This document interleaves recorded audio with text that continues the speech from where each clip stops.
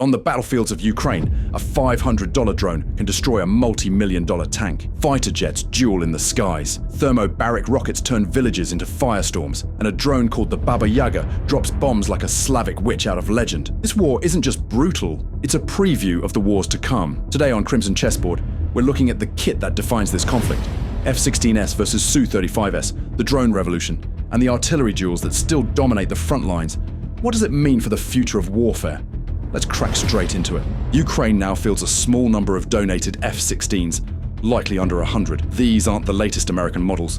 They're the MLU, or midlife update versions. By comparison, the US flies the Block 70 and 72 variants, much closer to a true 4.5 generation fighter. Still, even the MLU is a massive upgrade from Ukraine's old Soviet stock. It can fight at over 100 kilometers. It's versatile, able to take on multiple missions, and according to reports, one Ukrainian F-16 even managed to down a Russian Su-35 in air-to-air combat, no small feat. On paper, the Su-35 should win these encounters. It's Russia's best non-stealth fighter. It has superior radar, heavy missile loads, and 4.5 generation credentials. If pilots are equally skilled, the Su-35 should have the edge. But here's the thing.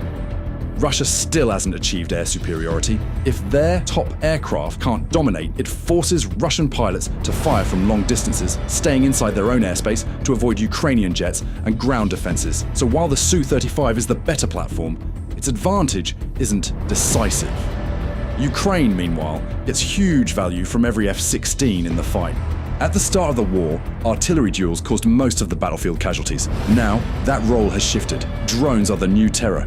For infantry and for armored vehicles, Ukraine has unleashed an array of drones. Sea drones that strike targets over 1,200 miles away. Unmanned vessels that have gutted Russia's Black Sea Fleet. Fixed-wing drones, similar to America's Reapers or Turkey's Bayraktars. But the real game changers are the cheap ones. Hobbyist FPV drones, modified to drop grenades, or to kamikaze into tanks with RPG rounds strapped on. They can cost as little as $500, flown by a pilot far from the front. Some tactics are chilling. Pilots park drones along roads and trails, waiting to ambush troops and vehicles like airborne IEDs. Entire squads have been shredded because one quadcopter was lurking in the tree line. And then there's Ukraine's monster, the Baba Yaga. This heavy drone bomber drops 15-kilogram munitions, big enough to wipe out entire trench systems in one hit. Videos online show Russian positions torn apart in seconds. What makes it worse is its versatility. One day it's dropping bombs into dugouts. The next, it's carrying crates of ammo and water to Ukrainian soldiers huddled in the mud. It's easy to see why it earned the name of the Slavic boogeyman. If drones are the face of new warfare, artillery is the old king that refuses to step down. For much of this war, artillery has been the #1 killer, responsible for the majority of battlefield casualties. And both sides are locked in duels that look straight out of the 20th century. Ukraine relies heavily on NATO-supplied systems like the M777-77 howitzer and the German PZ-H2000, as well as the HIMARS rocket system. These weapons give them precision at long range, often hitting Russian ammo dumps, command posts, and supply lines. One of the most famous HIMARS strikes came in July 2022, when Ukrainian rockets slammed into a Russian barracks in Novokakhovka, reportedly killing dozens of soldiers in a single night. Russia, meanwhile, has sheer volume. Soviet-designed 152mm guns, self-propelled howitzers, and massive stockpiles of shells. Their doctrine has always favored overwhelming firepower. In some sectors, villages have been flattened, reduced to blackened rubble by week-long bombardments. They've also fielded weapons like the TOS-1A Thermobaric launcher, a system that fires rockets creating massive fireballs and vacuum explosions. Survivors describe it as the closest thing to hell on earth. This duel of quality versus quantity has shaped entire offensives. In some areas, Ukraine's precision artillery forces Russia to dig deeper and spread thinner. In others, Russia simply pounds positions with so much fire that nothing can survive.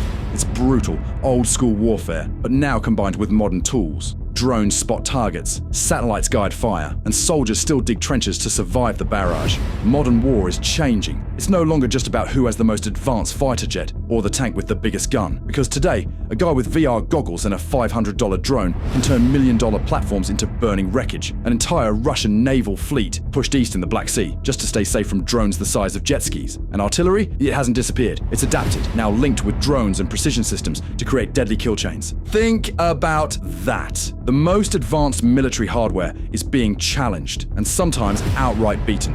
by cheap tools and clever tactics. Sure, quality still matters, but the flood of cheap, effective drones combined with precision artillery is rewriting the battlefield playbook. And make no mistake, America, China, and every major power are already watching and adapting. The Terminators aren't here yet, but maybe we're seeing their ancestors on the battlefield right now.